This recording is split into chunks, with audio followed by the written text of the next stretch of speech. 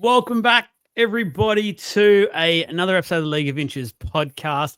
Supercoach show round 18. So we are basically on the run home. We have the talking finals football shortly for the head-to-head players, things like that. Talking about how to set your team up and the players you should basically have by now and all that sort of jazz. But obviously it's a bye week, so a few little changes to the show and just in terms of what we produced for you. So team list, we don't really need to worry too much because it's all over the shop. Heads up, the 18th men aren't playing as well. So Carraz and Walsh are both out respectively for their teams. And funnily enough, they both verse each other. So that's crazy there as it is. But we'll go through as we normally do. But yeah, just a couple of little changes to make the show a bit more appropriate to buy round football. Heads up as well, Jesse's in the thick of it in the wild south at the moment. So he's on Stormwatch. So hopefully, fingers crossed, the internet can handle it. But we do know Jesse's history with internet isn't awesome. So fingers crossed, we've got it all on lockdown at the moment. And unfortunately, internet, we just need to hope there's no blackouts, there's no internet, there's nothing. But Jesse, how's things, mate, in the wild south? It's cold. It's very windy. The rain's been constant all day, but any trees gone yet? No, not yet. Not that I've seen. So it's not too bad so far anyway. But yeah, no, the bridges around my place are a bit flooded and it's just nasty overall. But got the heater on, mate. Don't even feel it. Doesn't sound like a real storm because I remember the one in Queensland a few months ago. We couldn't drive down the road because there was trees all over it. So it was a bit crazy there. Trav, before we get into scores and things like that, how are you, mate? How was we're not obviously in the thick of it. We have had a little bit of rain up this way, but nowhere near what Sydney's had. Oh, we've had a heap of rain, but all it did was wet everything for us and water our gardens and grass. And sun's back out today, and I was walking around in shorts and a shirt as I was cleaning my caravan. What a ripping day. Loving it, mate. Holiday time. Holiday. No heater. The aircon was on up here for us Queenslanders. The weather's that good. Well, actually, the heater's on now because it gets cool at night time, but during the day, it's perfect. Yeah, it does. Shout out, obviously, to the sponsor. So Caxton Street Brewing Company, major sponsor for the show. Shout out as well to our Game 3 watch party that is happening once again there. Can let you all know it's official now that we will be doing a pre and a post show as well with a couple of the other creators. So Retro Rugby League, the Knighted, Nick Davis as well. He's actually the ground announcer at Suncorp Stadium. He'll be jumping on. The world famous Hainsey, he'll be there as well. So there's a number of us will be there doing a bit of a pre and post show. Stick around to watch the game. So if you haven't already, and there is a ticket giveaway, go to our profile to look at that. You can still enter there. That will be drawn this Sunday night. Otherwise, if you don't want to tempt fate, $55 per ticket, unlimited wings, house beers, wine, soft drink, you name it, it's included. So really, really awesome package. And the package does include being there for our watch party, which podcast, which starts at 6:00. It is a live stream as well. So it will be going live throughout YouTube and Facebook platforms via the Knighted. So very much appreciate that and really, really keen for that night. And secondly, Con, shout out there for Freedom Finance. I've been hearing from Con, a few people have been reaching out to him lately after listening to the podcast and things like that, which is awesome to hear. So make sure, great time of year, obviously tax not happening as well, but great time to check in with all your home loans and just see where you're financially at with things and see if there's a way for you guys to be saving money and not the banks taking your money. I'd rather make sure it stays in your pocket than going out to those nasty, nasty banks. But let me just turn it down a little bit because it's part of that. It's time to go to that part of the show that I want to talk about. Look, there's no need to, really, boys. We can skip past this, can't we? We're happy to? No, I don't think we need to. No, I think the people deserve to know. No, I'm very Start keen with to the talk lowest about it. first, as usual. Okay. Well, we'll do a bit of a special because the boys did mention this. So we'll go over our overall stuff and our points, but then I'll give a shout out to obviously our League of Inches competition. I forgot to do that last week. And then we'll also have a little quick chat about our draft and how things are going there because towards the back end now, funny timing, and you'll know why the boys want to start talking about drafts. So it's all well and good. I'll cop my medicine. So look, I'll go first. Dreadful week for me. It wasn't dreadful. It was just I literally got the captaincy wrong, and that's all it was. And I managed to captain the guy that was probably one of the lowest scorers of the round, at least in my team. And he survived the cut. So I got my captain there, Pappy. 1,276. I dropped 525 ranks, which I was surprised about. I actually thought I would have dropped a fair bit more. So in a way, I'm okay about it. But I know one guy here is just gone away with the lead at the moment now, and the other one is quickly onto my tail. So I've always said between us three at the moment, that's the first thing I care about. And at the moment, I'm battling. So yeah, that was me. So my total score at the moment is 21,511. That's why the hoodie's on. That's why a bit of a somber feel at the moment, because I'm feeling for myself. I'm licking my wounds this week. Oh, man. Oh, well, Scotty Drinkwater, I hate you. Just, yeah.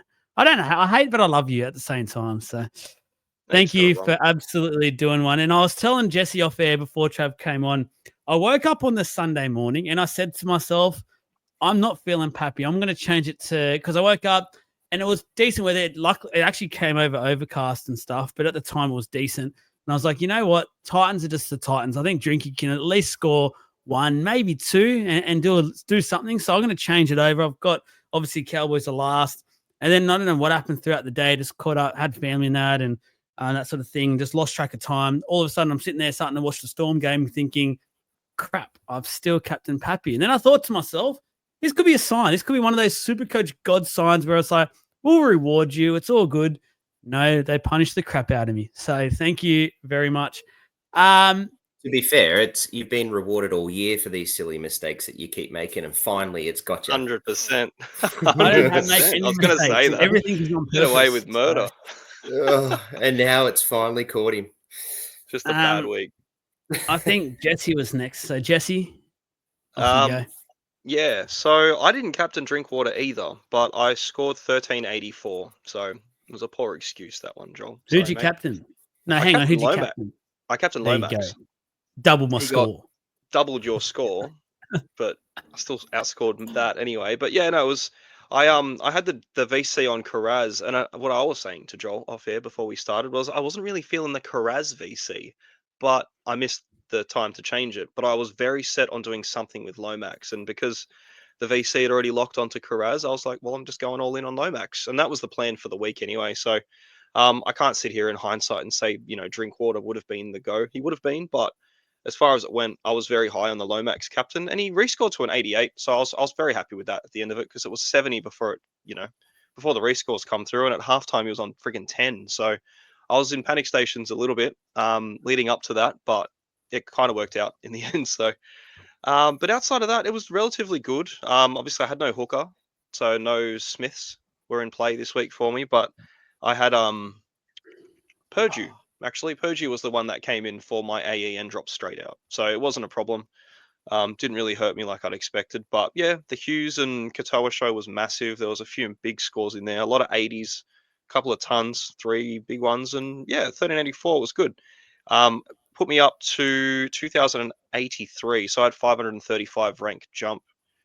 Overall score 21,544. So I'm 33 points ahead of you, Joel. It's not daylight, not really. And I actually thought you were more. I'll take that. Yeah. Oh, me too. I thought I was further, but 500 ranks for 30 points. Like it's insane. But yeah, I won all my head-to-heads again. It was good. So I'm leading a few of the head-to-heads now, actually, because I've been pretty much winning them every week, which is really good. So the Creators Cup, I think I'm still ahead in that one. 1-2. Yeah, in the League of Inches head-to-head free comp, I'm ahead in that one as well. I'm first. A couple of third places in the Podmasters group. So like I'm right up there, which is good. But head-to-head, as soon as the knockouts start, everything goes to shit anyway. So all in all, Injuries.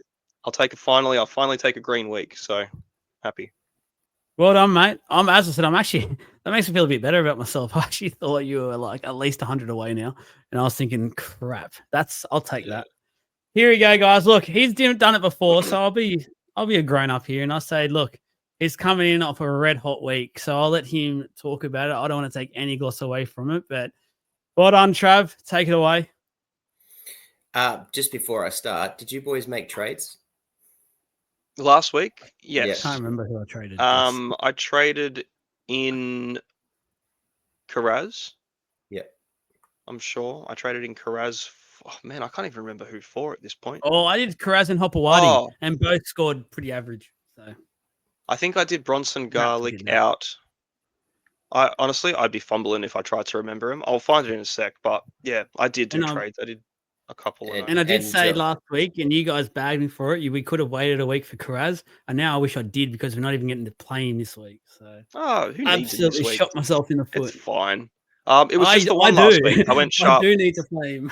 Sharp to Karaz for me last week. That was the only trade that I did, I'm in trouble. and I'm fine with it. I'm still happy that I did it. To be honest with you, now I Yeah. have him. Like it's easy.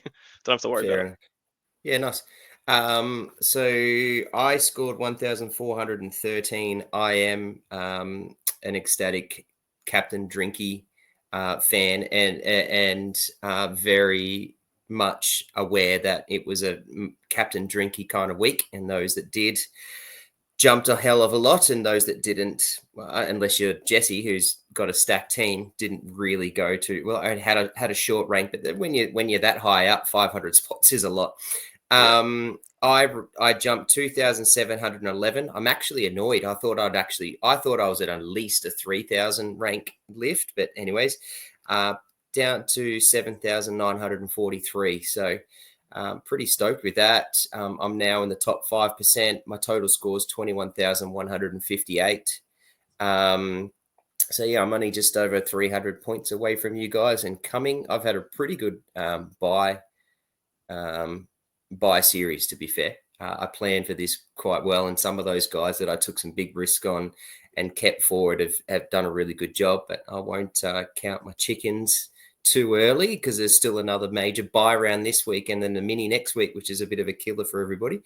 My trades were Sharp to Karaz and Hubner to Preston. So look, I'm not so happy about the Karaz trade. I mean, he got 56. I'll take 56 on a down week from Karaz if you're going to call that his low. But I'm pretty ecstatic that I went Preston. And it was literally, as Jesse knows, pretty much 10 minutes before the game. Who am I going, Kick Out or Preston? What am I doing? And ended up going Preston. And I'll take the extra 30 odd points or just over 24 points. I think he got 66, wasn't it? So yeah, I'll take the extra 24 points for Preston. Yeah, pretty happy with where I'm at. I got 16 playing this week. But to be fair, two of them, one is Stuart and one is the Goz. So I'm not super keen on that. But if Stuart just pushes out a 40 like he has, I'll be happy. The Goz, whatever. Otherwise, everyone else in my team is I would have started in any week, really. So I'm pretty set. And then my numbers for next week, as long as Karaz will back up because he's 18th man. By the way, that rule needs to change. But he's 18th man, so he should back up. So my numbers are okay. If I make one trade this week, I'll talk later, or I don't do anything and then make them next week, I should have enough to cover next week as well and be set up for the rest. So I'm actually in a pretty good stance to really push up to that top couple of K. Nice work, mate. Nice work. Thanks. Yeah, very good. You're up there. Yeah, you're coming. Fine. What was your total score again? Hang on, I've gone out of it. 2 seconds. 21,158. It's all coming. It's all getting nice and tight, isn't it? It's all getting nice and tight. Overall comp. So our boy Jolie Boy, Year of the Eagle, is sitting first. Only got a 13-17 on the weekend, so definitely had some. His lead got cut fine at the moment. The highest score for the round was Wade Bronco Beast 23, 1,529, a huge score. Please message the page, obviously, to get yourself a couple of those coolers and also that $10 pack credit thanks to Pack Lords. You boys want to talk about draft for some unknown reason. Obviously, shout out firstly to the community, the 5-man league. We're getting into the business end now. just say off the bat, I looked at the waiver list this afternoon, and you know what's getting into the business end because there is nothing. If you've suffered a few injuries like I have and has depleted my squad, goodness me, I am just trying to hold on to anything at the moment because, wow, it's ugly. It is ugly.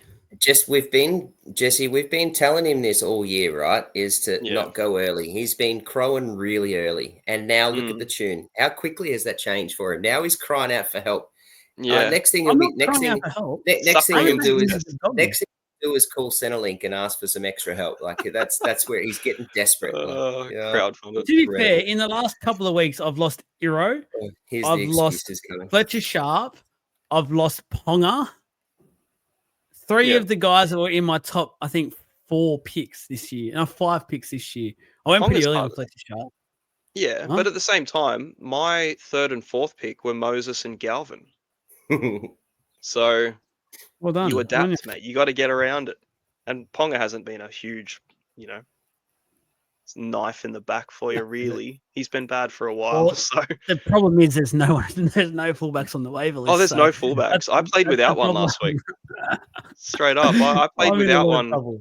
In looking at my team, I had I've just been silly and I've got both the Roosters second rowers in my team, and on a bye with Tedesco, I'm down 3 with a 4-man bench and no coverage, really.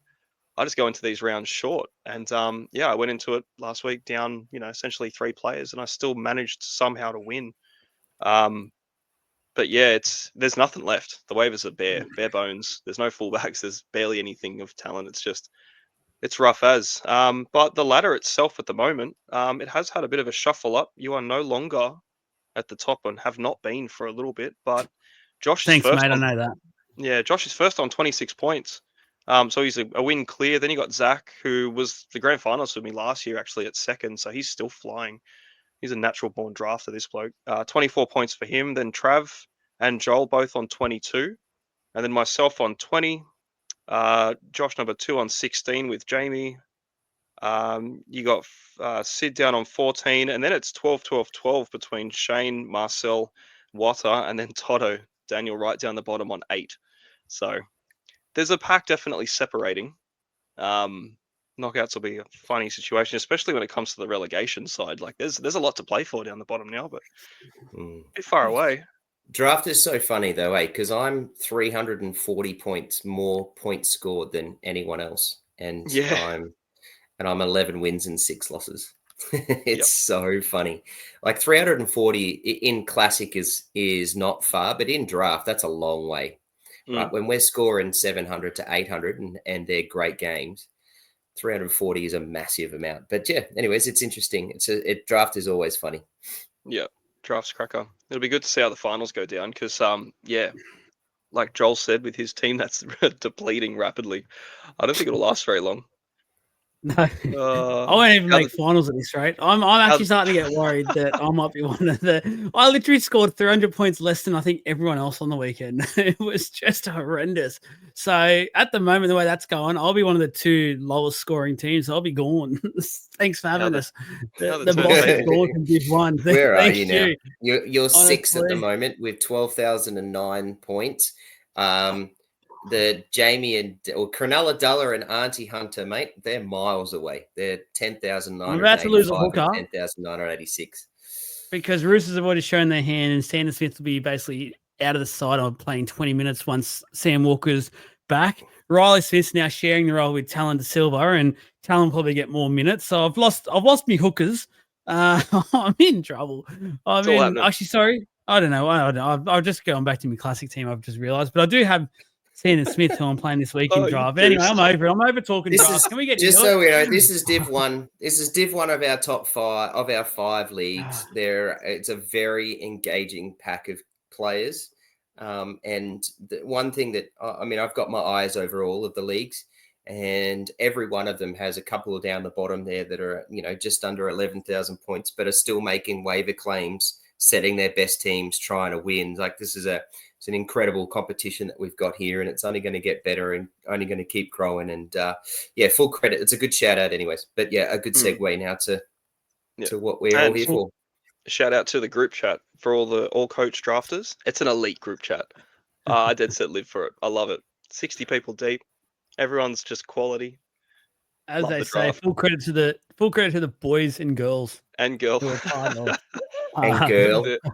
And girls, That's it. sorry. She's So just next as year, actually, we engaging. want more girls. We want She's more just as females part she's of just as the good and Supercoach engaging as community. anyone in that comp. Oh, Sam's Yes, a goat. yes. Can we move on? course. Let's go. Talk. So are we going straight? Have we got talking points today, Jesse? Or are we going straight to the trade in and outs? It's not really, to be honest with you. We've got our last major buy round, so everyone's kind of in the same position. You know what I mean? Just gear up for your buy, get your numbers like you've done it the last two. You've had a major buy to sort out as well. So again, just look towards next week. You said that you were in trouble when it comes to your team for this buy round. I'm curious, how many players have you got? 13 exactly. 13 exactly. Yeah, Are they all that's good? not Are bad. they good? Is it a good 13? Is there like a clause? It's a good 13. I've had to make 2 trades to get there, though. Oh, you have traded. Yeah, wow. Okay, Yeah, cool. yeah. So, well, at least you got your full numbers. You know what I mean? But you won't I've be said the all only one. along. I've That's said the all thing. The along. thing I've is that never you're once asking me. planned for buys, and I still Hmm. haven't. But it's just naturally fell my way. This time has actually got me a little bit because I didn't prepare again. And I said what a few weeks ago. I was only getting in guys that I view as sort of keepers now. And the 2 trades I have made, I still view these guys as guys that I'll run with for the rest of the year. And I'll talk about why and things like that when we get to the trades. But it has now left me with 9 trades total. There is 9 rounds to go. So if I do one, I'm going to try and do 1 trade a week moving forward. That probably won't happen. There'll be weeks where I do 2 for injuries or whatever. But I obviously did lose Lukey Metcalf on the weekend. So shout out to Lukey Metgoat.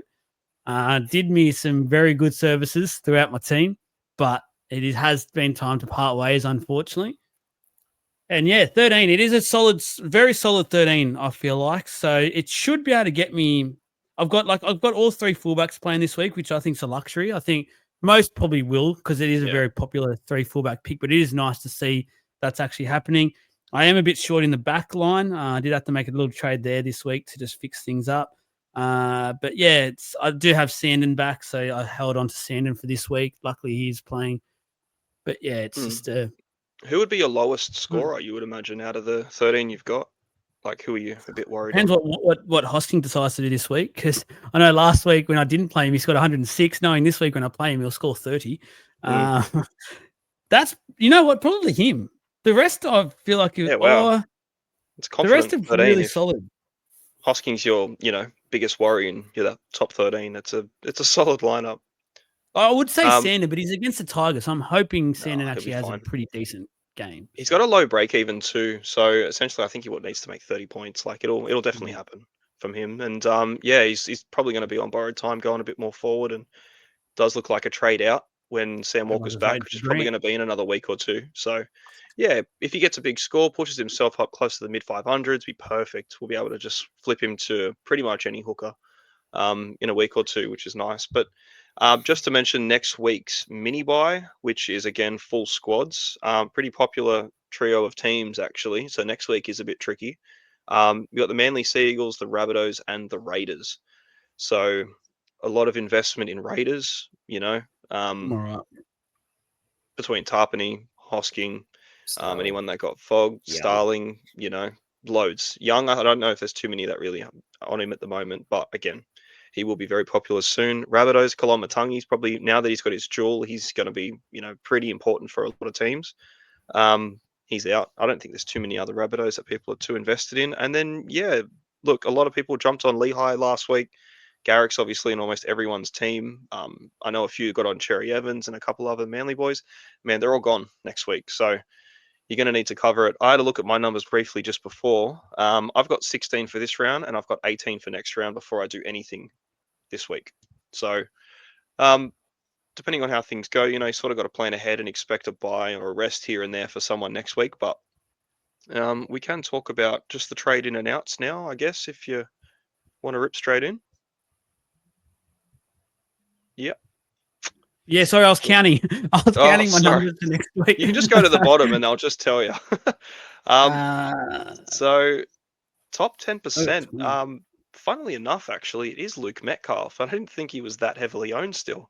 I thought everyone just He's got off been him early doing like we did. He's been good doing things. good things, man. He's been doing really good things. So really unfortunate, obviously, that he's out. But 630K, he made 187. It took 18 weeks, but he was just solid. Like he got out past all those little, hiccups in the beginning of the season and just did what we wanted him to, while everyone, or me and Trav, I think, sold him off. So um, I'm curious to see who you went to. But look, it's a great week to get Jerome Hughes if you don't have him. If you can afford to wait, Cleary's around the corner. There's plenty of things you can do there. But Luke Metcalf, Already got Hughes. yeah, you got him 2 weeks ago. 2 weeks ago. Yeah. I mean, it's a simple trade. He's out for Yeah, the year. he's out for the year. ACL, unfortunately. He's out for almost 12 months, I'd say. So, that sucks. Does suck. And unfortunately, I just off Supercoach related. I think that's going to be a big cause and a derail to the Wars, which is really disappointing because how good's this year been watching the Wars and how with them that the NRL is a much better place when the Wars are in the 8. But yeah, to be fair, and Joel with a masterstroke there because we didn't predict this at all, did we, Jesse? The way that he was playing and what he did, we got a little bit of a price rise out of him. And we just went, nah, what we're seeing here is just not what we like. And pretty much from that moment onwards, all the way through, That's good. The Metcalf graduated from a baby cow to a bull and became a freak. And he was just a godsend where people were bringing him in throughout the year.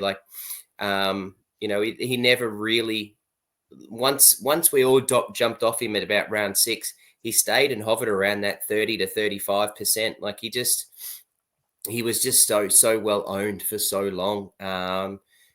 Whilst he made 180K and he slowly made that, he was averaging 62 up until last week. That's enormous. I feel sorry for him. I feel sorry for the Wars, but well done to Joel and those. They get him. But now that's what I just said. Well done to Joel and everyone to keep him. But yeah, he's now an easy trade out with his price at 630K to almost anyone you want. Yeah, it sort of poses a bit of a question too, because I look at his most popular trade outs and 1600 it's Jerome Hughes, which is, I think is the most obvious one. If you don't have Hughes, it's so easy to do. It costs you a little bit, it costs you like 50K, but 50K, yep. Yeah, so you're getting Hughes, you lock it in and you're fine with that forever now, which is good. And then I go down the ranks. Number 2, it's Ezra Mam at 537. And again, it does depend on where you've got him because he is a dual, so half and 5'8". Could be a little bit different. Number 3, Mam is straight at 5'8". Yeah, he's just 5'8", so he do beat anyone. It has been averaging 72.2. As much as we don't like Ezra Mam, we talk numbers in Supercoach. We don't care about players. He has been producing, so I like that trade. Yep, and Kyle Weeks is the 3rd most popular. But again, he's got an appealing price point too, considering how much he can bank. And the Raiders' run looks good. He's been scoring well, 466. I actually don't mind that at all, to be honest with you. But there's obviously a lot of players that are on buys. So like your Campbells, Burton is down there as well, 557. There's so many options. Dearden is a really popular one, but he's bloody expensive. Do you wait and just wait until the dust settles on your 5'8", or do you just, I don't know, I suppose it depends on numbers this week. Depends who you're getting, and how you're playing it. I don't know, 5'8's just too ugly. Next one up, number 2, Jermaine Azarko. Damn, people pulling the plug on Azarko. 700K. It's because of his 106 break even, and people were originally, when they brought him in, it was that really quick cash grab, make that 150 odd K, which he's pretty much done. Well, he's actually done better off once I brought him in. He's done that. He's not going anywhere in my team. Like if he's putting up 60s at worst, why are you trading him out? Like, surely we all have the Herbies, we all have the Carrazes, we have them all. Like, I mean, to be fair, guys, I'm more than happy for you all to trade him out, and then he becomes a better pod for me because I brought him in. I was one of the 800 that brought him in just before he got that monster score. So I'm happy for everyone to trade him out because he's not a pod anymore. But I don't get it.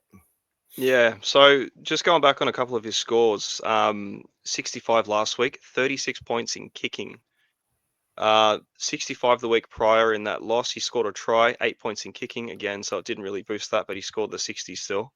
84 the week before that, no tries, no assists, no contributions, 36 points in goal kicks. The week before, 2 tries, 32 points in goal kicking. Week before that, 82, 17 with a point. It's a try. Another 32 points in goal kicking. He's a The good bloke kicker. is the He's a good floor kicker, of this guy and with they're that putting goal in 50s. kicking. My God, But we everyone. all bought him. But we bought him because we knew that his base was great because of his goal kicking. Yeah. And that's what you're going to get. Like his base is great. So like, I'm assuming I've just stole your thunder here, Jesse, and this is where you were No, going. please. But like the base is just enormous, and so therefore, and literally just in kicking. Now they're not going to put 50 points up every week, although the last Are 5 they? weeks they have been. But like it's just not going to happen, and the injuries will start to get to them. Like the Nicarima injury on the weekend, I think is going to hurt them. And then, but you know, like he's just his base is just nice, and even throughout the year when they weren't scoring well, he was still putting up 40s with a couple of 30s early days, and that's when we all got off him because I started with the Sarko and was like, I got to get him away because of the 30s before he hurts me too much, and I got him away after his second 30, and I brought him back again. But then from then on, like they weren't pumping out big scores, and he was still getting 114, 40s, 50, 60, 47, 60, 50, like before he's now gone on his run of 80s. So, and 100s. Like it just doesn't make sense to me. But like as I said, please trade him out so I can have him as a pod because I'm trying to make ranks. But yeah, like he's 26% at the moment. And how much has he been traded at? Another like 13, 14%. So yeah. Yeah. The other thing to mention too, which, could be another thing, is that they play 8 games from now to the end of the year. So they do have 2 more buys this round, which is, not really that bad considering the major buy you can be covered. And they do have a buy in round 21. So a couple of weeks time, you'll lose but them we all again. have 6. We all have 6. Some people even have 7 centers. So Oh yeah, no, like the coverage by this point of the year, if you can't cover a center or 2 with Herbie out of your just out of your side, because there's not too many other Finns players that most people would own, I would imagine. Outside of like iCat and I don't know who else. There's not too many others. The coverage is fair, but then their run is decent too. Like they've got the Sharks, they've got the Cowboys, who are both struggling. They end the year playing up against the Titans and Manly and Broncos and stuff. So there's a couple of like patchy ones in there, but they're putting 50 on bloody everyone. I just think when you got a guy scoring and kicking over 30 points a week, it's so safe. So yeah, it is a bit of a head scratcher, but at the same time, 700k goes a long way at this time of the year. So I can't endorse it though, unfortunately. Number 3, Tino. So yeah, I can't really feel like I don't think like Tino's not a sell at 570 in my opinion. He's a jewel. He's Tino. Just let Origin pass and let him get his sternum thingo sorted out, or just wear the padding and just even have Tino and score in 60s. Like it's not a problem. But 570, if you're going to do it, ideally you do it at the beginning of Origin, I would say, when everything went down and he was 700 and something K. But can you get on board with the Tino trade? Tino's still averaging 72. Yeah. He's He's now undervalued 570. He's been in Origin, and yet he's still pushing out 50s. That 38 against Para was annoying, but it is what it is. Yeah, like he's still putting up 70s. Okay, you're trading him at 570. You could have traded him in round 11 or just before round 11. He was 746, like before Origin. To be fair, and people somewhat talked about it then, but yeah, this just doesn't make sense. This just screams. This is one of those ones where it's like, you just play with the ebbs and flows, the dollar value that he has, because he's putting up decent numbers. You don't even look at it. Don't even look at break evens. Don't even look at his price because he's still putting up a half decent scores in that 2RF front row forward position. I don't see why you're trading him out. Makes no sense. Other than you're heavily concerned around that the Titans suck, and when do they literally say to him, you're back after an ACL you missed last year. We might sit you out for a while. We may not play you again. Like, when do they do that? But I think also Desi is trying to keep himself a career, and they don't want to finish on the bottom of the ladder. So they kind of have to play him. So it, it just makes sense to me. Yeah, I don't think he's the sort of player that'll want to not play either. I don't think he'll be, Nope. willing to. I was just trying. I agree. Out, I was just trying to make. I was just trying to make a devil's advocate kind of call when against my own opinion of saying that I don't think you should be trading him. The only thing that I could think that would hinder him is obviously this injury that he's had lingering around, because it does, from what NRL physio has been saying, it does just reduce output across the board for him. But even still, like, Tino's output's so bloody high that it makes him human again. So I keep him. Nico Hines. 100%. I feel like it's just like since round 11. Like before round 11, he was just, his scores were monsters basically each and every week, and that was still the Titans sucking. Like, we're talking about how the Titans are, they were very bad during that period, and he was still scoring really, really, really, really well. Granted, since that time, so round 13, 14, 16, 17, his highest score has been a 57, a bit annoying. But again, like we've said, if you've held him for this long, you're holding him. Like, there's no point now selling him for the price tag he is. You just hold him. The way I'm thinking about it, I actually hope after Origin he gets a week or two off. I actually don't mind that. I've got enough coverage to cover that as well. Freshening up a little bit, heal him a bit. I'll still hold on to him because I know in the run home for that 6 or so weeks during finals, head-to-head, all that sort of jazz, I'll want Tino in my team. He'll be a safe. By then I can go back up to that 70-odd score, 80, maybe the occasional try, which will help a lot as well. And you're laughing. So, I encourage people to sell him. Please do help me out because I need it. Yeah, I love that call. By round 11, he was averaging 82.3, Joe. Like, it was exactly right to the point of what you're saying. It's a great call. Yeah, 100% trade him out. Make us a pod that I don't have to go and chase. Like, I'm at the moment where I'm trying to make trades to get pods. If people are going to trade around me and I get to keep the dude, I'm good with that. Yep. Save a trade and get a pod out of it. That'd be nice. Number 4, we've got Mr. Nicholas Hines. So 609K. Again, the percentage for these trades is not a lot. It's still quite early, but 4.6% in the top 10%, which puts him at rank 4 for most traded out. So yeah, very skewed numbers, but he's a very popular trade out. So his break even is 53. On a buy, obviously not doing anything this week. Most popular trade out, Jerome Hughes. So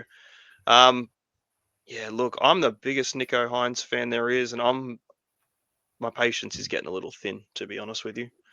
I can see the move this week. Yes, again, when it comes to halfbacks, I don't know.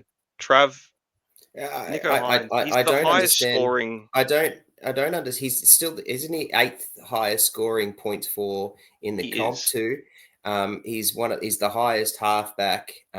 He's still averaging 70, and I don't get how you're saying your patience is wearing thin when a week before he just played the Storm, he got 90.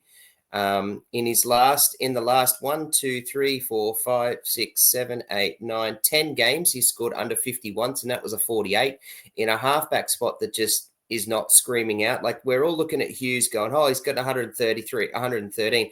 The week before that, he got 40 odd. Yes, the week before that, he then got 130, but the week before that, he got a 30 odd, low 40 odd. Like, it's not an area that's screaming out getting anybody. It just, to me, again, this doesn't make sense. And I don't know how you say your patience is wearing thin when a dude's putting out 60s and 90s in a team that's just playing 30 minutes. Yeah, well, that's what I mean. In a team that's playing 30. But the Sharks are just, like, as much as we're riding them, and I'm sure he's on the agenda for the Sharks are on the agenda for the live show tomorrow. And as much as we're all riding the Sharks as to how bad they are, they can't. That list is too good to continue to be bad like they are for a full 80-minute period. It'll click in. They're also got the Dolphins in 19 who are injury ravaged. Then the Roosters who, are up and coming. The Rabbits, Cowboys, Dragons, Titans, Newcastle, and then the Bulldogs in 27. If there's any negative to Hughes or to Hines, in my opinion, it's the round 25 bye that he's got. Because, not only are we all overall players, we are kind of like we do have money leagues and playing in our head-to-heads. and that's a prelim final. So that is probably the only negative, but that's 1, 2, 3, 4, 5. That's 7 weeks away. I'll fix it. I'll figure that out in 7 weeks. Like I'm leaving myself, like Joel said at the start, 1 trade a week from here on out. Like I'll fix that later. It just doesn't make sense to me, and I don't understand how people's patience are wearing thin. I think a lot of it does come to a bit of a points chase and a number this week with the Hughes trade, because there's not a lot of options outside of him. Again, you've got a couple of really good watches going about with like Isaiah Katoa. Again, he's averaging higher than all of them at the moment. I was going to say, can we stop So- calling him a watch? He's just a buy, and if you haven't got He's him, straight up. That's what I mean. what Like he you is, gotta he's a like buy. he's great. He's great to watch, and I Yeah. kind of enjoy just watching him. He's in my draft team, one of them, so I'm enjoying that side of things. But yeah, he's a fantastic buy, and I think it's going to be a 100%. popular one coming through. And even after Origin, there's probably going to be a lot of people that will keep flipping Hines to Cleary and them as well. So, but as far as it goes, he's doing a thing. It's not the thing that we want out of him, but it's still better than what we're getting in that position. So it's just a sell, but 600K, yeah, I don't know. It doesn't And the feel big like thing enough. is just the last little point on that for Hines. If there is anyone going to Cleary for some reason, I don't know if there is or not. I wouldn't yet. I'd wait to see how Cleary gets through Origin. Obviously, with his injuries, stuff like that, I wouldn't be going early yet on Cleary. No, definitely Because not. it is Especially in my after. plan to go Hines to Cleary at some point, but it's obviously not at the moment. Yeah. Well, the Panthers run that we mentioned the other day with it is really good. That will probably be something that I'll look to do as well when Cleary does look good again. But at the moment, Edwards is goal kicking, so until I see Cleary picking up the tee again, and he's not wearing that strap around his leg, it's probably just best to hold on to Hines and let it go. But just going through the next slot, they're all very straightforward trade outs, so there's very little to go through. Lawson, he's 227K. Look, you're not going really anywhere from him.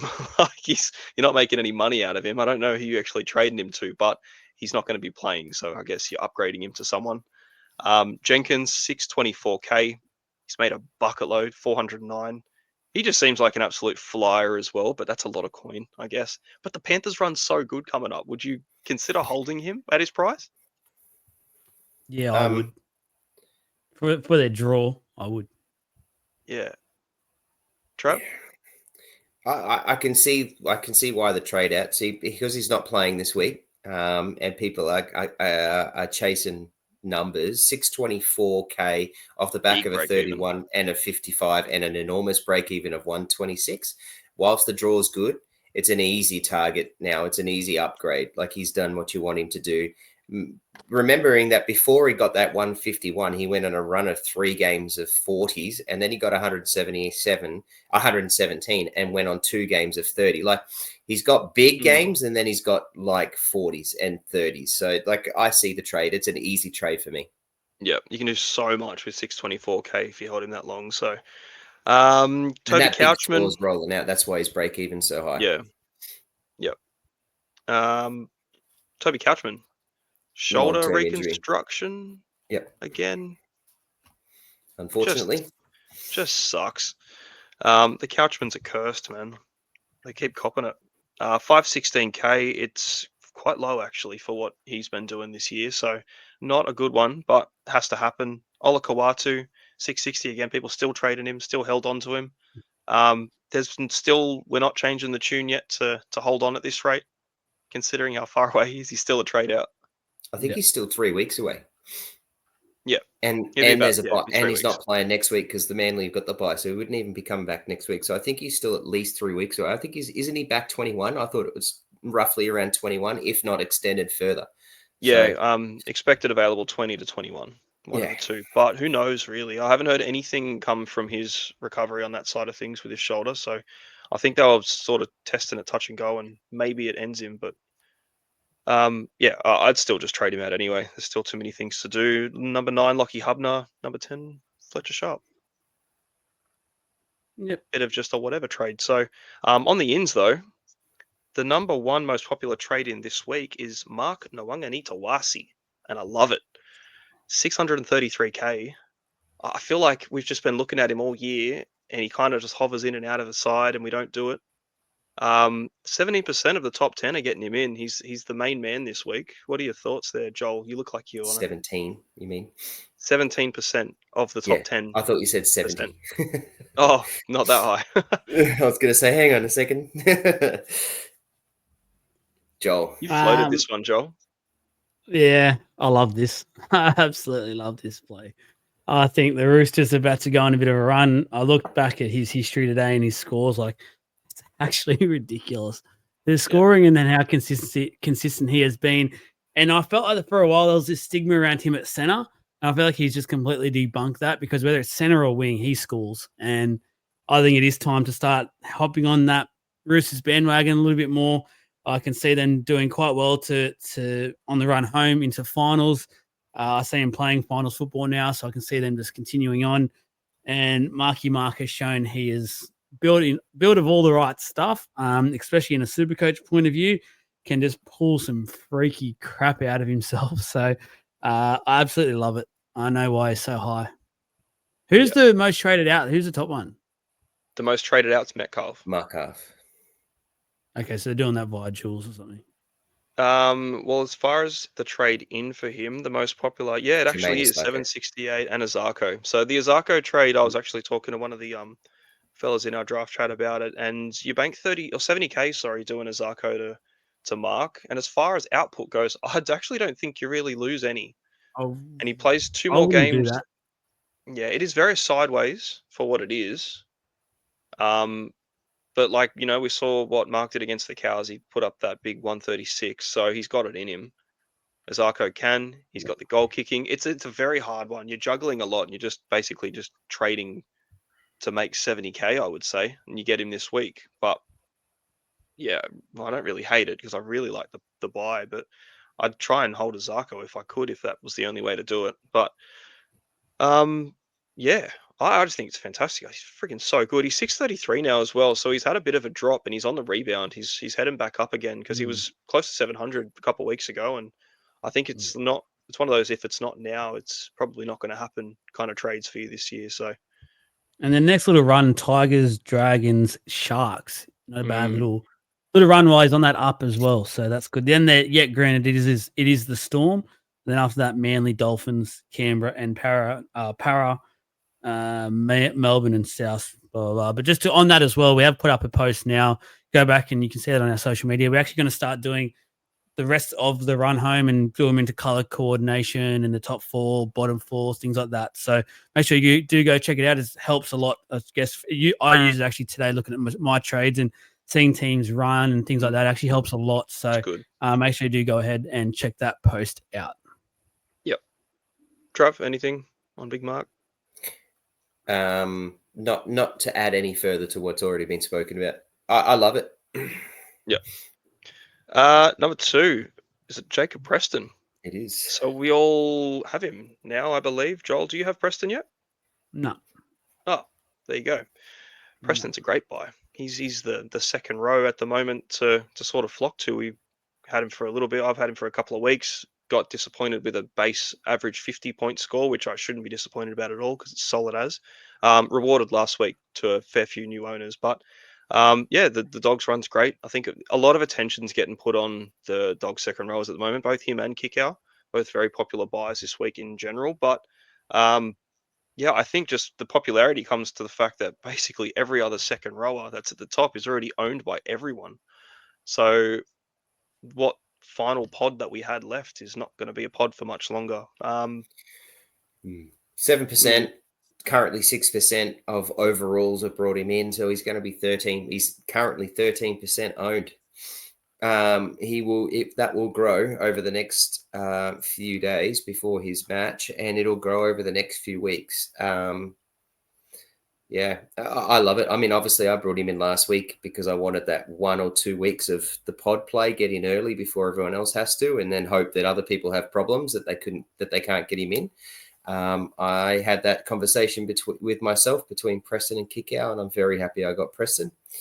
But yeah, I see no problem with this at all. No, not at all. No, it's great. 90 break even too, and probably gets it as well. So I think it's one of those ones where you just look at the break even and just think about the price that you're buying him, and if you're happy with it, you just forget about it. Number 3, Jed Stewart. Oh, is Joel Now- going to bring him in this week? Oh, you getting in Preston this week? Surely he's on the cards. There's not too many other elite buys this He week. was, but I only go for keepers now, boys. I said that. So Preston's not a keeper? Preston's not a keeper. no, are you talking about Preston? No, you just spoke about Stewart. Me, I'm actually in my brain. Oh, sorry. No, we're working going. out if it's worth going to 8 trades now and getting Preston in because I can make it happen. I actually just need to work out who I trade him out for, and if it's worth going to 8 trades to round out the year, which I feel like is nowhere, probably not enough by about 3. But anyway, it is what it is. I would say, yeah, realistically, just adding Preston into your side, you're probably going to be pretty happy with it long term. But we'll get into the trade stuff in a little I'll while. talk a bit more about that. Yeah.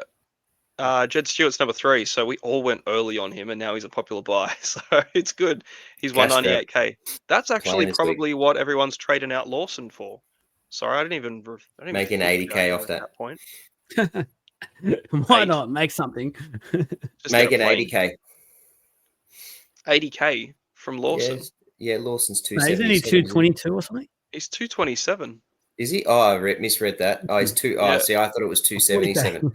Yeah, no, so he's straight up nothing. You're just literally getting a guy that's going to be playing. Oh, you're making 30k. Oh, yay! Sometimes it's better than a slap in the face with a wet fish, Jesse. True that. Yeah, Jed's actually pretty good, man. Like he's been solid enough. A couple little 40s. I'll take that. That's great for what absolute bottom dollar. What we were hoping for was that he doesn't become an AE nightmare. So like he just plods along with 20s and 30s. He's just got 2 tries in his game. So each game he's got a try and he's scoring 40. So there's a potential for that. But I also think that he's only played his second game. He's only going to grow into the role better. The Raiders have a pretty good run. Great run. I hope that I think he's just going to grow into the role a little bit more. And I think the bye next week will be nice. He'll have played 3 games, go into a bye, analyze, get better, and then fix himself for the rest of and be ready for the rest of the year. I think he's a no-brainer, really. He's the best cash grab we've had for a few weeks now. Obviously, other than Karapani. But Karapani was a different one because he was almost 100k more. So that was the toss-up, right, as to how much was that 100k worth? Yeah, well, that was the thing. You're spending up 100k to, essentially Karapani's made 130k almost. So he's rewarded that investment quickly. But you have to trade out to get that 100. Yeah, exactly. Unless you had it in the bank, and then you probably could have done more with it. But either way, Karapani owners rejoicing. He's not actually in this list, but he's not a popular trade in. Oh, he is quite down the bottom. Again, he's still got a negative break even. We'll get to Karapani after. But Jed Stewart, I don't mind it.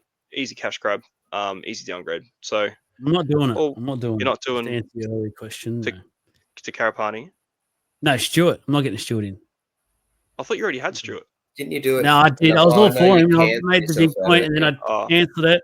And I went. I did the halfback swap instead. I went Cleary to Hughes. Right. No, it probably worked out better for you in the end. Yeah, because I've got Hiroti at the moment as my 7th centre wing, and I looked up today. He's due back not that far away now, 2021. So I'll actually just hold on to Hiroti now and not waste a trade doing that. So why did you do Hiroti to Karapani last week? I don't want to waste a trade on my 7th centre wing. I don't care about it. I'm not playing him ever. So makes sense. So I think it was what the discussion was entirely about. Number 5, kind of like it too. Kane Bradley. So again, this is another option for the Jed Stewart purchases. Kane Bradley's got the dual centre wing and a second row forward. He'll be covering for Sewer, who's covering for Warbrick, who's covering for every other Storm winger that keeps falling off. Travis, the resident Storm expert, do you see Bradley getting an extended run here? Well, who else have we got? Yeah, unfortunately, like we're riding the depths of our injury barrels. Unfortunately, Sewer's out for the year with an 8. Well, yeah, he'll be out for the year, 8 to 12. We don't have Warbrick's anyone got to be else. soon, We've surely. chucked but even then, like there's been a few chatters around this week about that he only last week went back in a concussion protocol again. So like that concussion that he's had has just been incredible. And I saw a really good shout out to the physio about this, is that you can have, not every one of these concussions is an 11-day thing, right? It can be 11 days and then 13, 14, something pops up and it just resets it again, and it just constantly goes. And it's amazing what some of these concussions can actually do to the brain and to the players. And someone like Warbrick, who hasn't got a concussion history, I think this is only like he's barely had any in his career, is now dealing with this for months. So yeah, I think we're taking a very extra cautious approach, which we should be. Everyone should do that. Just on that, a little bit off topic. I know it's a Supercoach show, but I've had a few heated debates about this with some people over the few weeks. But even those where they try and downgrade it so it's less than 11 days, and I think, and this is a fine example of it, like we can't be any more, like we can't be overcautious with this. We have to be as safe as we possibly can. And it's honestly, it's, I know I like to little have pot shots at the Storm when I can, but this is a fine example. And the Roosters do it as well, how they treat their head knocks and concussions. And it's a credit to the organisation because, yeah, we obviously wish the best for Will Warbrick. There'll obviously be a much better side with him in the team, but his health comes first. Yeah, 100%. I mean, we named Joe Chan in the centres this weekend. So that's where we're sitting, right? Joe Chan's not a centre. And Joe Chan's not a bad player. But what the point is that's where we've named him, because we don't have those positions. So he's going to play. He will play. So I see this as a solid move. It'll be interesting what happens in the next few weeks and how many weeks. Remembering, we've got Coates obviously out. And bits and pieces. I actually like Kane Bradley. I think he offers us a lot. He's a giraffe. He loves the high ball. Can get a try. He can run and he defends pretty well. So I like Kane Bradley, but also I'd much prefer 3 or 4 other guys in front of him. But yeah, I don't mind him. Yeah, you can eat leaves from the very top of the branch. Yeah, 100%. That's when he's huge.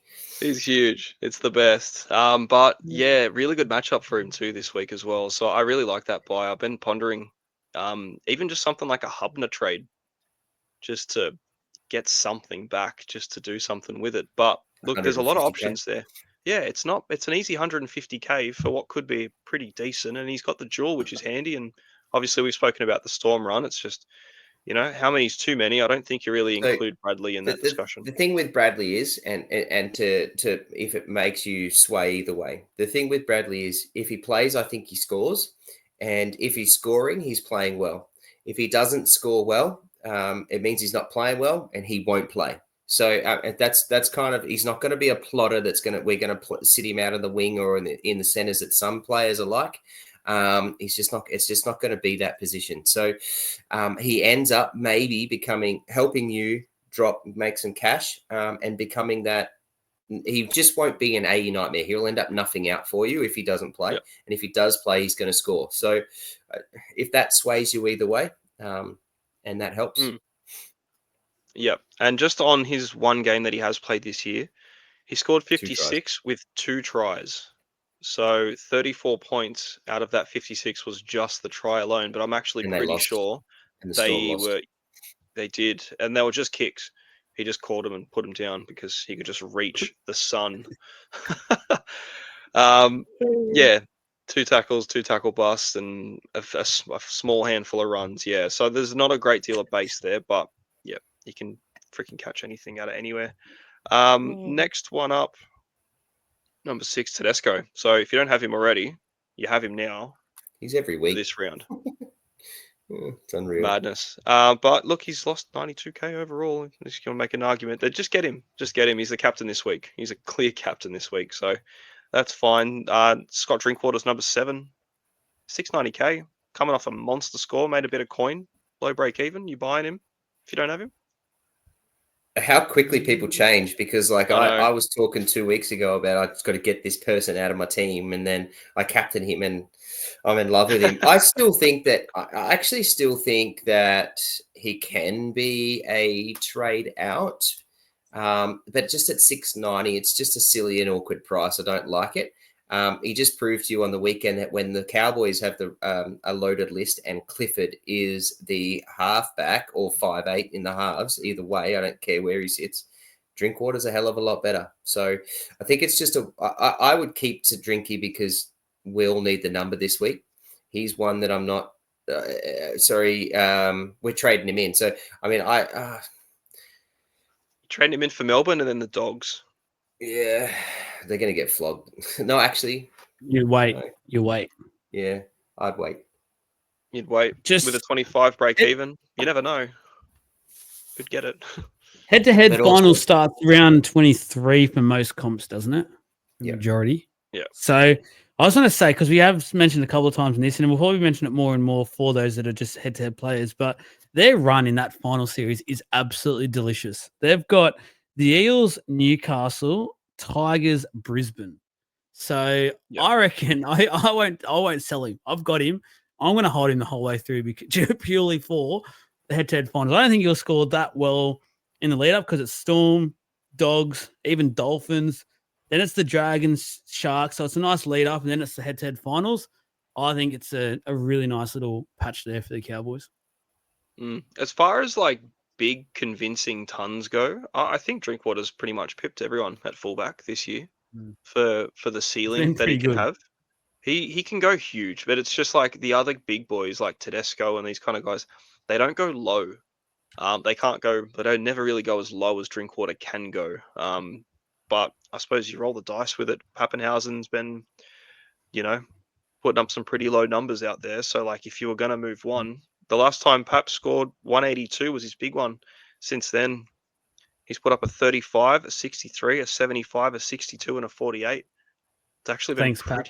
pretty disappointing. So, and With he's the played goalkeeping. 5 games since round 11. So he hasn't really been playing a lot of games, and he hasn't been scoring a great deal. So if you're comparing the With the two of them goalkeeping. with the goal, well, they're both him and Drinkwater both have the goal kicking, except Drinky's been sharing a little bit of it too. But yeah, compare the pair really, I guess, and see which one you do want to make that pod switch. But I think it's a tricky one to do. It's always hard trading fullbacks out when they're fit because the fullback roulette doesn't often pay off. I've lost my list for the trade ins after him. 8's Liam Kikau. Yeah, pretty much the same position as what we're talking about with Preston. I think Kikau's still got pod numbers. If you've got a bit more, they're very close in price now. As someone who owns Preston, I would say don't get him because I want the pod. But for 30k difference for what you're going to get for one or the other, it's just I feel like it's safer just to roll with Preston. I said the same thing to Trav last week as well. When you weigh up the base, the power, what they've been doing, but again, they're both just really good, safe second row options this year. So, is there anything on Kikau more than we've spoken about recently? No, look, I was all on Kikau up until 15 minutes before the game and went to Preston, and it worked out. But to be fair, even with, I'd be walking out of here with the 24 points and then be under 1,400. And so it worked out for me. But I'd also be sitting there going, I got 66 from Kikau, and I'm pretty happy with that because I also saved 60 odd K. So, or even more than that. So like, I don't think you can. I think upside wise, I think I prefer Preston, but the way this is looking, I don't think you're going to go wrong. You're going to save the money. It's a really indifferent and probably not a great answer for people, but I don't think you're going to be able to go wrong in terms of pod numbers. Kikau is going to be less than Preston after this weekend, so. Yeah, but they're still both pretty low ownership. They're still in comparison. Yeah, but I think what will happen is Preston will end up being a lot more. Preston will get to 30 odd %. Kikau won't, unless Kikau puts up hundreds. Kikau's been putting up big scores and still hasn't got the ownership that you would expect if his name wasn't Kikau. Yeah, but like he hasn't been putting up those Preston-like scores. Like he put up 109 2 weeks ago. He put up a couple of 70s and a 99, and that's the difference, I think. Yeah. Yeah, it's one of those things. Like the Dogs are doing a lot more this year with those second rowers, so you can't really go wrong. But someone you can't go wrong with is number 9, Eli Katoa. He's pretty much probably my favourite second rower of the last 2 years, I reckon. Showed on the weekend how much of a freak he is. Yeah, that's what you get out of him. Those big ones, those tries, the jumps, everything. And especially when he links up with Hughes, it's just so good. But the thing with Katoa is that not only does he have power play, so not only will he break lines, pass him a short ball and break a line. Under Munster and under Hughes kicks, he will go and get it. Like he will literally, like one of those tries that he ran like 50 odd or 30 odd meters and then a further 20 after that was just freakish. It was just unreal. He's just it's unbelievable. So he's got all facets of the game that's just enormous as a second rower. And it's not just that power game. It's also the finesse through the air that he's got. So yeah, it's just all weapon. Yep. Great matchup for him too. He's cheaper than Preston, a little bit dearer than Kikau. I would imagine if you're buying Preston and Kikau, you probably already own Katoa, so it's probably irrelevant for you. But if you don't, Katoa's the man every day of the week.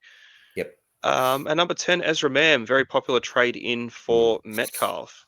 I don't think there's too much to really do much there with him. He's 537, 47 break even, playing against the Doggies. Make good money, averaging 72. I mean, obviously that 128 that he started with has kind of inflated that, but a 58, a 64, and a 70 his last 3 are not bad numbers for a 5'8" in a desert wasteland area. And I like it at 537. He's got a low break even.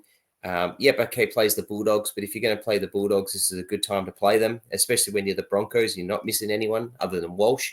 And I think Cobbo and Haas. Carrigan and Haas. Yeah, your best players you've got. They're not missing anyone. They're missing their best players. Yeah, that's true.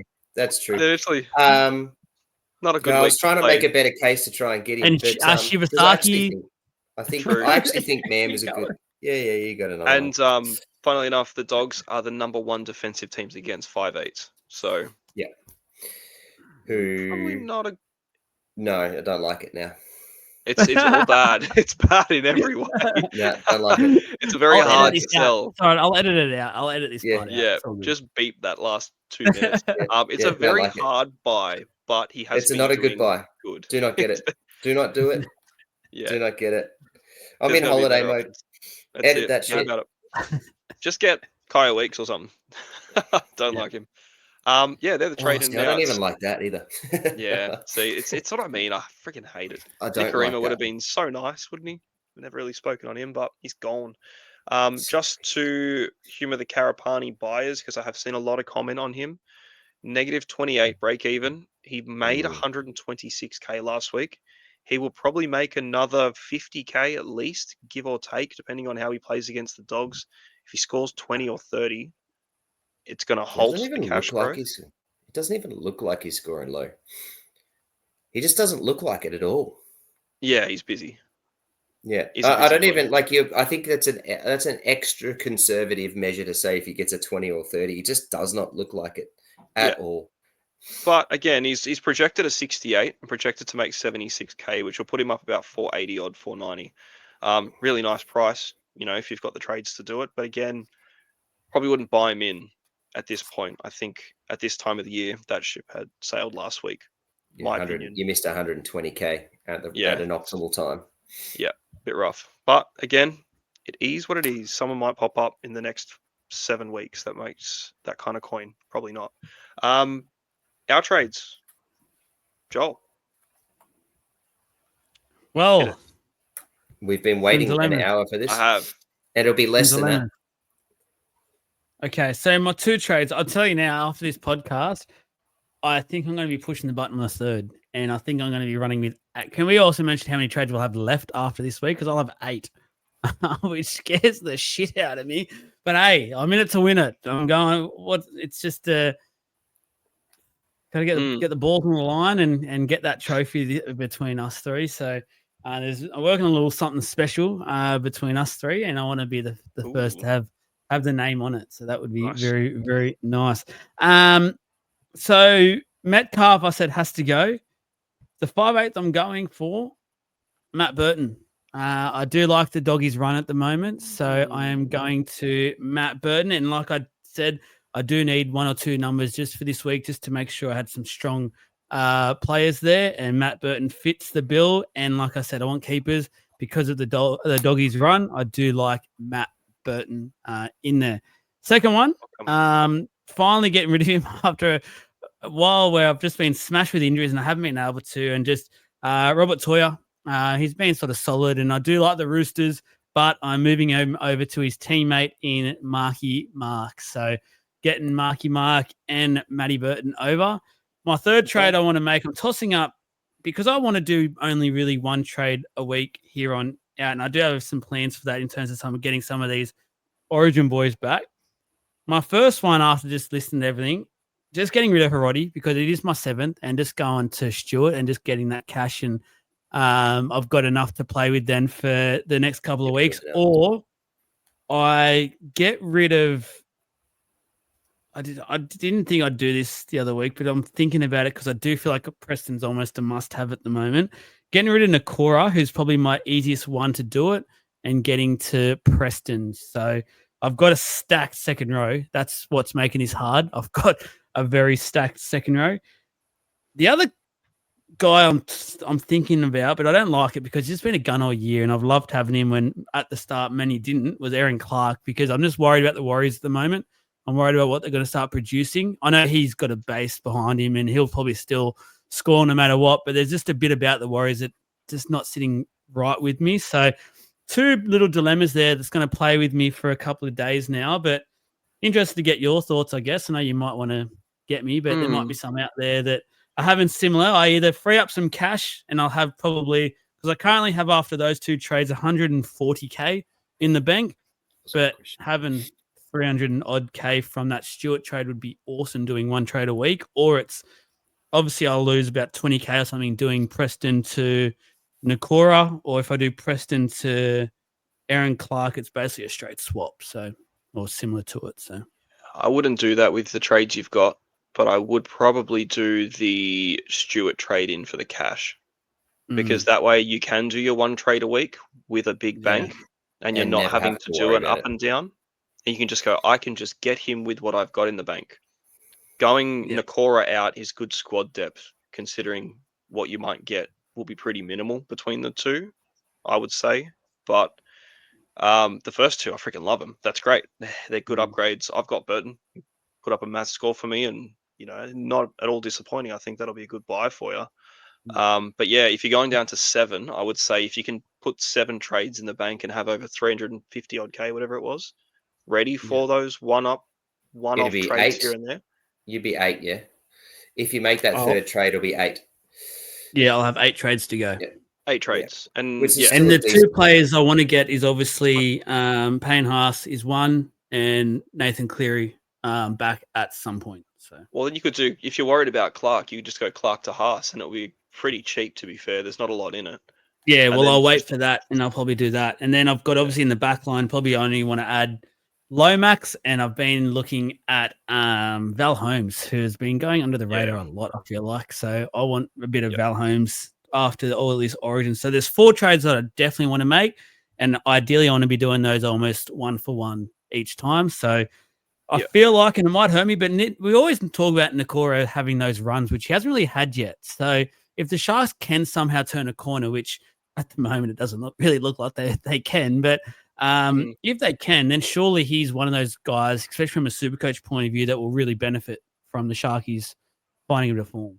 Yeah, of course. He always gets it going at the end of the season too. So this could be, the turn could have been a couple of weeks ago when he got those 2 back-to-back hundreds, and now his run starts, because it always seems to be that kind of thing that kicks him off. He'll just have a monster score, and then he'll just continue it very steadily around that 70, 80 kind of price point. But yeah, I'll probably go. Yeah, I'll probably lock in Hiroti to Stewart. Again, I actually do think Raiders have a really nice run. So I do like the fact that I agree what Trav said earlier. I think he's going to work into the season, which I like. I think he'll score a few more tries.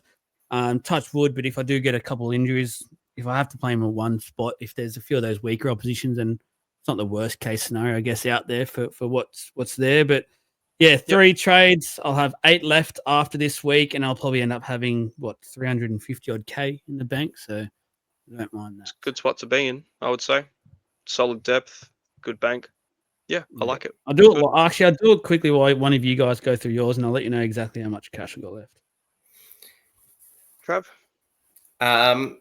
I am at the moment not making a trade, but there's one trade that if I do make it, it'll be for Marky Mark, and how I do that, I'm not sure yet. I haven't properly looked, but yeah, at most likely just leaning towards no trades. I've got 14 players that I would have played with this week that would have started. So I'm pretty happy just to ride that. I've got 45K in the bank and I've got 9 trades. If I make a trade, I'll go 8. I will only make 1 trade this week. I am, however, hoping, like everyone, that Tarpany plays, even though he was named. There's just a little sneaky thought that maybe he doesn't play, but we'll see. Yeah, I think he plays, to be fair. I think they kind of need it. But 313K. That's enormous. For 8 trades, the rest run home. Yeah, that's solid as.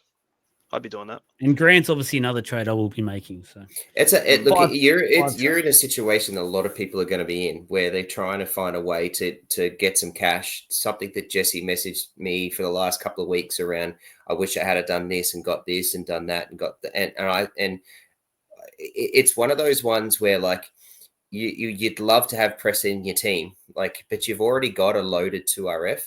So 300K in the bank also is very appealing as well. It's one of those toss-ups. Do you want 100K in the bank but have Preston, but knowing that you're going to end up with, what did you say, a full 6 depth of 2RFs?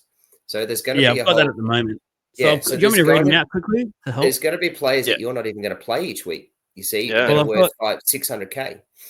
I've got Kaloa Matangi, Katoa, Hosking, Lucas, Nakora, and Tino at the moment. So there's going to be dudes around 550 plus that you're not even going to be playing on a week-to-week basis. So, like, you don't necessarily have to bring in a Preston. Sometimes hopefully, you just got to let them go.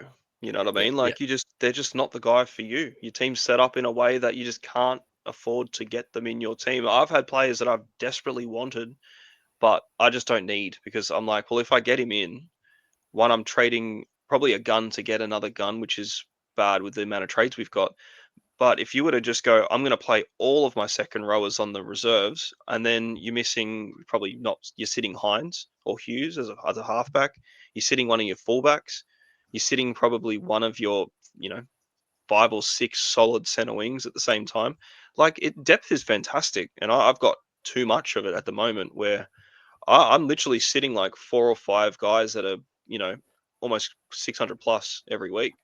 And I'm just like, far out, you know what I mean? Like, you get your sitting starts a nightmare, because you're more than likely going to get something wrong. So it's time, I would say, to start like consolidating team depth. You might have 6 quality second rowers. You'll never play them all.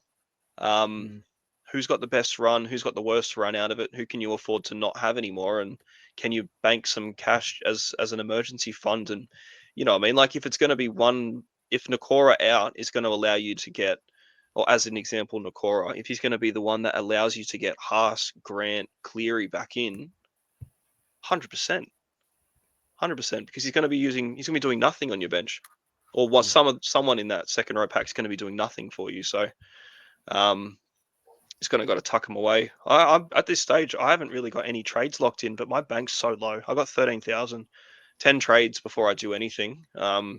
16 this week, again 18 next week. Potentially, I might look at it next week. Riley Smith to Talon de Silva. I don't expect to really get much out of him, either of them, and I just expect Riley Smith to plummet all that money he's made, because he's 424k, and he'll be back down at 200 within a month if he's not out of the side. So as far as going to him, I think it gets me about 215k in the bank, which is decent, I suppose. Let me have a quick look at that. Yeah, 222 it puts in the bank with just that one move. There's that. I can get 170k going Hubner to Bradley. It'll just be one of those, I think. One of the ones that are just doing nothing for me at the moment and who's going to lose value soon, just to put some in the kitty, because I will want to be getting Haas back soon, more than likely after round 21. Cleary's probably on the cards in a few weeks as well. So, but yeah, pressing this week, nothing, honestly. I feel like I don't even need to do anything, and I probably shouldn't. But again, I want to put a little bit away while I have the trades to do. So You both having now more trades than me terrifies me. That's all right. panic I live and station. die by the sword. That's fine. Got a unit to win it. That's it. That's right. You got more money in the bank than us, so I'm a little worried. Yeah. Whilst we're sitting there having to make a downgrade somewhere, you're already done it. So you're ahead of the pack. Yeah. Yeah. Having that much money in the bank and making a proactive trade instead of a one up, one down, and who do I have to get to afford this move? I don't want to be in that position in the next couple of weeks at business end. So yeah, there will be a trade I'll make somewhere just to make some coin, but see what it is. Captains and vice captains. I think they're very obvious this week, to be honest with you. And I'll go first. Oh, okay. VC Hughes C Teddy. Yeah, so I don't have Hughes, but I don't mind it. I'm VCing either one of Drinkwater or Pappenhausen into Teddy. I just decide where I'm going to do that. VC going to be different to you, Jesse, just to be different. I had Hughes and then Captain Teddy, but I might, just to be different for the content and for what's happening, I might go the VC Pappy on the bounce back. Yeah, I don't mind the VC Pappy against the Cows too. Don't be different because I did the same thing and didn't bloody captain Herbie that week that you did, just to be different. It cost me. Oh, I'm not changing Teddy captain, trust me. Yeah. But I'll look at a VC. I'll look at a VC. I'm pretty. So I'm how much does your VC? Because we're all going to go Teddy, right? That Teddy's going to be the biggest captain owned for the year. How much does your VC need to get to loot this week? 110. Yeah, I'd say 100. To be honest with you, I'll take only 100. I'll go 110. A safe 100. Well, again, yeah, it's the Tigers though. Oh, nah, it's got to be higher than 100. It's got to be higher than 110. To be fair, too. It could be anything. It could be. It needs to be one of those, like a score you couldn't ignore. Yeah, which is? What is it? 130. 130 is a must loot. 130? Yeah, 130 is a must loot, but what's your minimum? My minimum? We'll call it a 117. 117. For a rescore, 117. Which will happen on about Tuesday, the rescore will be good. Yeah, fair enough. There you go. That's the question that people are going to need to be considering this week because, yeah, as I said, Teddy's going to be the highest captain of 2025. Holy dooly. So in the top 10% at this stage, Tedesco is 62% captain. That's probably because 38% haven't looked yet. Yeah, well, the other percentage, 10.8's on Drinky, 9.7's on Pap, 4.1's on Garrick. That's 10% that have still left it from the weekend. Basically. VC wise, 25% on Ryan Pappenhausen, 15% on Ruben Garrick, 11% on Keon. So it's all the people just hitting optimized. I like those. Say. Yeah. The Keon one's not bad. I like the Keon one. I don't mind the Garrick one against the Rabbitohs either. They're depleted. Like you got Johnson. They've had to put Johnson at fullback this week, which is not a bad thing. But the Rabbits are in a bit of trouble. So I don't mind the Garrick play either. Jerome Hughes is number 4, 9.2%. Drinky's at 5th, 6.4. So it does drop down quite a lot. But again, 62%. I don't think this is the week for a pod captain. to be fair. I think you just got to roll your dice on your VC and do what the bulk is doing, because that's in the top 10%. So it's a lot of people you're contending with. Anyone in the very top in the 1%, Tedesco is a bit higher, 73.5% captained. So by far and away the man. Yep. Yeah. Well that's done. all she wrote. Thank you. Thank you, linesman. Thank you, ball boys. Thank you, video ref. Thank you, everyone. That's it. That's this. That's us for tonight. Shout out to everyone out there watching. Please make sure you hit that like, subscribe button, and let your friends, family know about us, Supercoach NRL. Like Trav reminded, tomorrow night live show, or when you're listening to this, Wednesday night, YouTube and Facebook. Obviously, League of Inches account will be kicking off at 8 o'clock. Plenty to discuss. We'll talk a bit about the Origin lineups, the Tigers in the spotlight as well. So plenty to discuss there. And Trav mentioned the 18th man debate. We'll have a bit of a chat about that one also. So great show last week. Plenty of you guys got on board and got into it, which was awesome. We'll do the same thing tomorrow night. So thank you very much. Thank you, Jesse. Thank you, Trav. Good luck on the weekend. Hope you all score quite well. I'll be bouncing back, but my draft is gone. Rest in peace.